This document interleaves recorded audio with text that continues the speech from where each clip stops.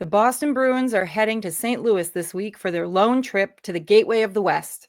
After an embarrassing final frame in their matchup against the Ottawa Senators, the Bruins are looking for ways to get back to basics and pay attention to details. The return of Allmark was capped off with a lovely tribute video to the three-season Bruin and Vezina winner, who did provide the crowd with a mini goalie hug with Jeremy Swayman before the start of the game. The Bruins were the victims of their own bad habits in this game against Ottawa. The lack of attention to detail and allowing goals in the final seconds of two periods forced the game into the Bruins' second straight overtime. The Bruins seemed to have the upper hand when they scored two consecutive goals in quick succession, but they ran out of gas by the third period, recording zero, count them, zero shots on goal to Ottawa's 12 in the third period. What started as a well-matched North-South game turned into a boring and frustrating finale.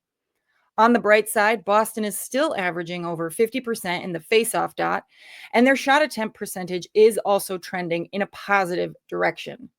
Brazo, Kastelik, Kepke, and Beecher all continue to lead the team in shooting percentage on shot attempts, which is both great news and frustrating, to say the least.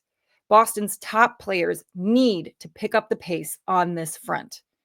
In spite of a disappointing end to a fairly competitive game, the Bruins are hoping to take advantage of the St. Louis Blues while they're in town. The Blues experienced their own catastrophic collapse in the third period of their last game, losing 8-1 to the Washington Capitals. Jordan Binnington is sure to challenge the Bruins when it comes to tempers, and he has been known to make some very lucky saves, including this showstopper in the second period of their last game. Keep an eye on Jordan Kyrou and Dylan Holloway during 5-on-5 and 5-on-4 situations, because both of them have been performing beyond expectations compared to the rest of their team. Boston's Jekyll and Hyde routine is getting exhausting, and nobody can say for sure which team will show up in St. Louis on Tuesday.